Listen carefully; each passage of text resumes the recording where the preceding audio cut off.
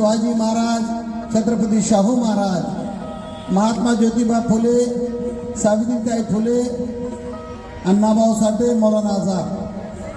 आज या दत्तनगरमध्ये घनसोली नवी मुंबई येथे भारतीय बौद्ध महासभा, समता सैनिक दल, वंचित बहुजन आघाडी व रिपब्लिकन सेनेच्या वतीने सालाबाद प्रमाणे ह्याही वर्षी आदरणीय प्रकाशजी वानखेडे साहेबांच्या अध्यक्षतेखाली संयुक्त जयंतीचा महोत्सव पार पडत आहे. मित्रांनो, आपण ह्या ठिकाणी दरवर्षी जयंती का साजरी करतो हा प्रश्न महत्त्वाचा आहे. कारण डॉक्टर बाबासाहेब आंबेडकरांनी देशालाच नव्हे तर ह्या जगाचा उद्धार करून डॉक्टर बाबासाहेब आंबेडकर गेलेले आहे. म्हणून आज आपण या ठिकाणी डॉक्टर बाबासाहेब आंबेडकरांच्या लोकशाहीमुळं, संविधानामुळं आज आपण इथे खणखणपणे उभे राहिलेलो आहोत. जर डॉक्टर बाबासाहेब आंबेडकरांची संविधान नसतं, लोकशाही नसतं, तर आज आपले हाल मनोवर्गाने काय केलं असतं सांगू शकत नाही. आपण पाहिलं बांद्रामध्ये गरीबनगर एक वस्ती आहे, रेल्वे प्लॅटफॉर्म आहे, सरकारी जागा आम्ही मान्य करतो, सरकारी जागा आहे, तुम्ही डेमोलेशन करा, आमचा त्याला विरोध नाही. परंतु आपला ज्या महाराष्ट्र सरकार काय बोलतो, मुख्यमंत्री आणि अजून कोण एकतरी मंत्री त्याचा कॅबिनेट, दोघं काय म्हणते, सरकारी जागेवर 2011 पूर्वी जर अतिक्रमण असेल तर आम्ही त्यांना संरक्षण देऊ, त्यांचा पुनर्वसन करू. एका बाजूला तुम्ही सांगताय की सरकारी जागेवर अतिक्रमण असलेलं आम्ही त्यांचं पुनर्वसन करणार, आणि दुसऱ्या बाजूला तुम्ही काय करताय, त्याला बुलडोजर लावून त्याला बेघर करण्याचं काम करताय.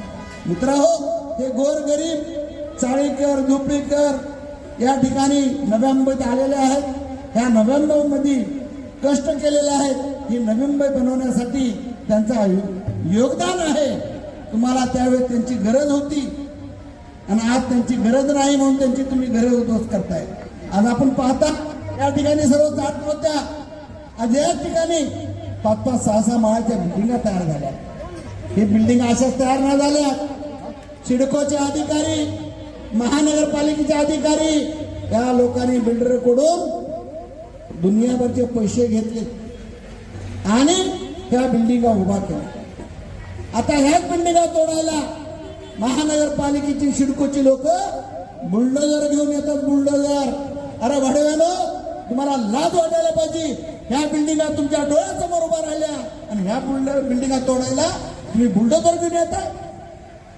संबंधित कोण लोकप्रतिनिधी असेल, संबंधित पोलीस स्टेशन असेल, संबंधित महानगरपालिका असेल, संबंधित सिडको असेल, त्यांना ह्या खुल्या जागेवर खाडी होती, खाडीच्या ठिकाणी भरणी केली. त्यावेळेस का मांजरीसारखं मांजर जसा डोळे झाकून झोपती होती तशी तुम्ही का डोळे झाकून झोपला होता का? तुम्ही या ठिकाणी भरणी करू दिली, त्या ठिकाणी खड्डे करू दिले, त्या ठिकाणी 5-5, 6-6 माळ्याच्या बिल्डिंगा तयार करू दिले. हे पैसा कुणाचा गेला? तुमच्या अधिकाऱ्याने पैसे खाऊन गायब झाले. आता हे आमच्या गोरगरिबाच्या डोक्यावर तुम्ही टांगती तरवा ठेवले. याद राखा, तुम्ही या ठिकाणी त्यांना जसं बनवून दिले तसं ह्याला राहतं घर करून द्या, नंतरच ह्या लोकांच्या घराला धक्का लावा. तोपर्यंत धक्का लावू नका. तुमचा मुख्यमंत्री म्हणतोय की 2011 पर्यंतच्या 11 पर्यंतच्या अतिक्रमण, सरकारी जागेवर अतिक्रमण केलं असेल तर आम्ही त्यांचा विचार करू, त्यांचा पुनर्वसन करू. मग हे बुलडोजर का लावताय हा प्रश्न निर्माण पडलेला आहे. आज आम्ही या ठिकाणी भारतीय बौद्ध महासभा, वंचित बहुजन आघाडी, समता सैनिक दल, रिपब्लिकन सेना, ग्राहक संघर्ष समितीच्या वतीने आम्ही तुम्हाला मतं मागत नाही. तुम्ही 5,000वर विकणारी लोक आहे सर्व. जे तुम्हाला 5,000, 10,000 देतील तुम्ही त्यालाच मतदान करताय. आमच्यासारख्या सामाजिक काम करणाऱ्याला अजिबात तुम्ही मतदान देत नाही. तरी सुद्धा आम्हाला राग नाही. आम्ही तुमच्यासाठी कधी बी लढणार. आम्ही ज्यावेळेस खड्डा खांदतो बिल्डिंगला त्यावेळेस आम्ही सिडकोला पत्र देतो, साहेब या ठिकाणी अनलिगली बांधकाम होतं, बिल्डिंग बनती, त्याचा भरपास करा. त्यावेळेस सिडको येत नाही. आणि आता बिल्डिंग तयार झाली, सिडकोने येऊ द्या, आमच्या सरकारला बोलवा, आम्ही त्याचं बोर्डर थांबवण्याचं काम आम्ही स्वतः करू. कारण आमच्याकडे पुरावे आहेत. ज्यावेळेस बिल्डिंगाचे खड्डे खांदत होते तर वरपर्यंत बिल्डिंग जाऊस तर 6-6 माळ्याच्या बिल्डिंगा तयार होतं आम्ही पत्र दिलेलं आहे. पण ह्या स्थानिक प्रशासन अजिबात इकडे दिसत नाही. त्यांची पोटा भरत होती, त्यांच्या खडग्या भरत होते, त्यांच्या पोराचं शिक्षण आणि राशन पाणी त्यांचं भरत होतं, म्हणून त्या लोकांनी गपचूप बसले. आणि आता या गरिबांची घरं तोडायला यायला लागले. या गरिबांनी सुद्धा खनकर नेतृत्वाच्या पाठीमागे जायला पाहिजे.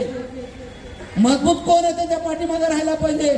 पण गरीब इलेक्शनच्या वेळेस 10,000 5,000 घेतो आणि विकला जातो. कारण त्यावेळेस धुंदी चढलेली असते डोक्यावर, कुणाला मतदान करायचं कळत नसतंय. तरी सुद्धा आम्ही तुमच्यावर खुश आहोत. आम्हाला मतदान नाही केलं तर चालेल, आम्ही तुमची सेवा करू. कारण डॉक्टर बाबासाहेब आंबेडकरांनी संविधान दिलेलं